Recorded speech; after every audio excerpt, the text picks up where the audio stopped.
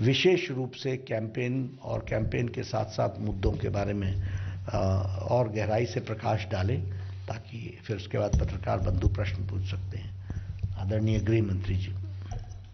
धन्यवाद नड्डा जी।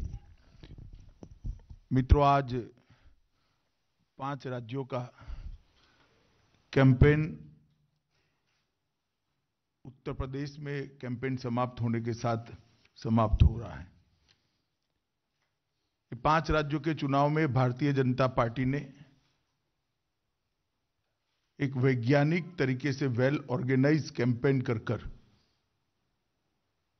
जनसंपर्क का ये लोकतंत्र के महोत्सव में बहुत अच्छा और सफल प्रयास किया है। जैसे कि हमारी परंपरा है भारतीय जनता पार्टी की, जनसंघ के समय में चुनाव हमारे लिए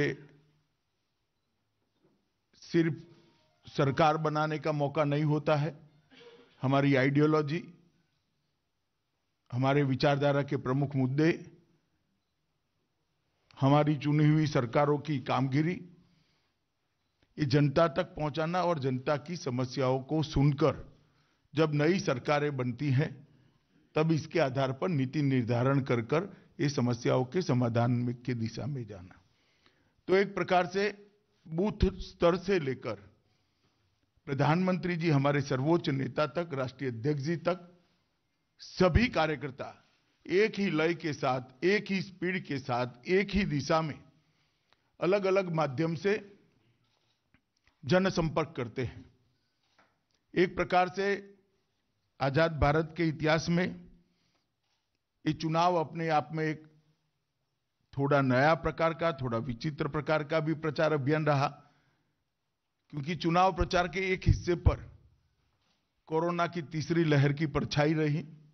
सौभाग्य से देश उसमें से बहुत जल्द उभर कर बाहर आया, और जैसे जैसे कोरोना की तीसरी लहर का असर कम होता गया, चुनाव आयोग ने भी रिलैक्सेशन देकर चुनाव प्रचार को पूर्ववत स्थिति में लाया। और लगभग मैं कह सकता हूं कि 5 राज्यों में बूथ स्तर से लेकर राष्ट्रीय अध्यक्ष तक और हमारे सर्वोच्च नेता नरेंद्र मोदी तक सभी लोगों ने एक वाक्यता के साथ प्रचार कर भारतीय जनता पार्टी के हर राज्य के चुनावी मुद्दों को और हमारे उपलब्धियों को जनता तक पहुंचाया है। और मैं 5 राज्यों में मैं भी प्रचार अभियान में नड्डा जी के नेतृत्व में जुड़ा रहा, तो मैं निश्चित रूप से कह सकता हूं कि भारतीय जनता पार्टी के प्रचार अभियान को 5 राज्यों में जनता ने एक बहुत अनुकूल प्रतिसाद दिया है। लगभग 7.5 साल से ज्यादा समय से देश में भारतीय जनता पार्टी की पूर्ण बहुमत की सरकार चल रही है और नरेंद्र मोदी जी वो सरकार का नेतृत्व कर रहे हैं।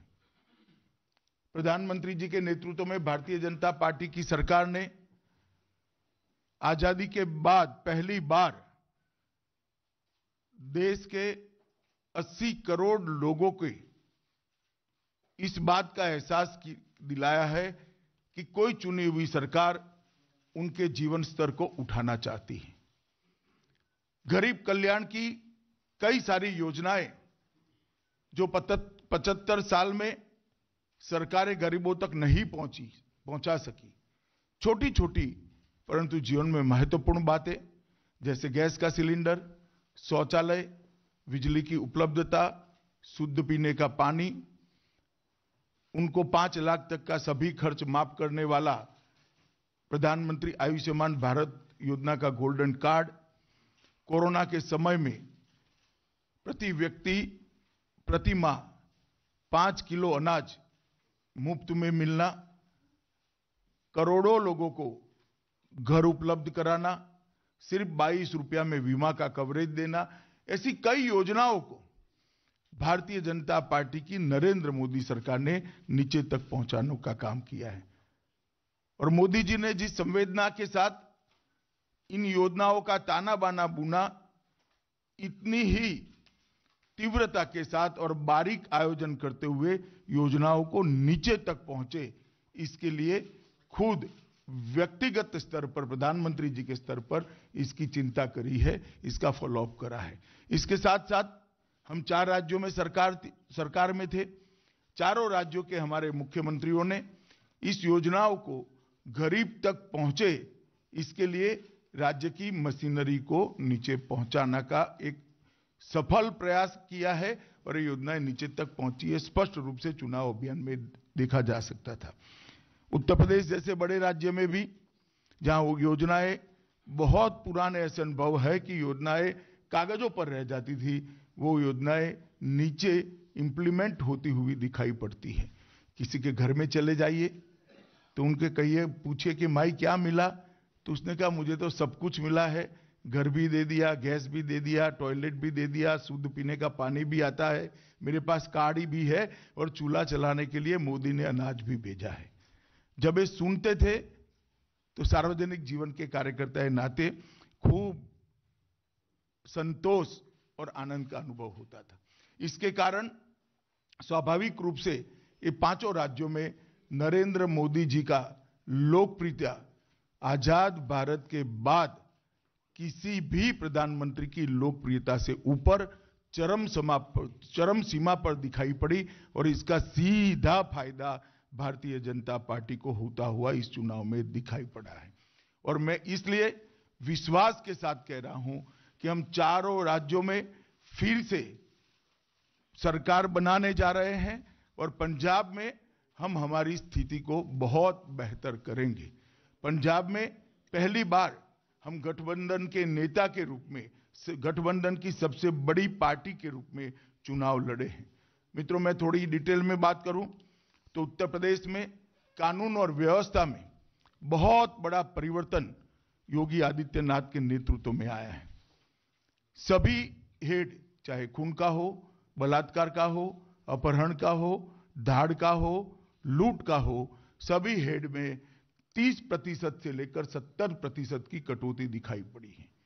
700 दंगे जिस प्रदेश में होते हैं वहां एक भी दंगा करे बगैर 5 साल का कार्यकाल भारतीय जनता पार्टी की सरकार ने योगी जी के नेतृत्व में पूरा किया है। सारे माफिया कानून के तहत आज जेल में बंद दिखाई पड़ते हैं और महिलाएं, विशेषकर बच्चियां, अपने आप को सुरक्षित महसूस करती है। एक इसका बहुत बड़ा पॉजिटिव असर उत्तर प्रदेश की चुनाव में हमने देखा है।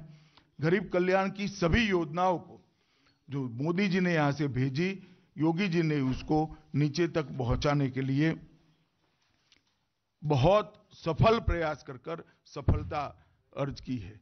उत्तर प्रदेश में पहली बार डेमोक्रेसी नीचे तक परकोलेट होती हुई दिखाई पड़ती है।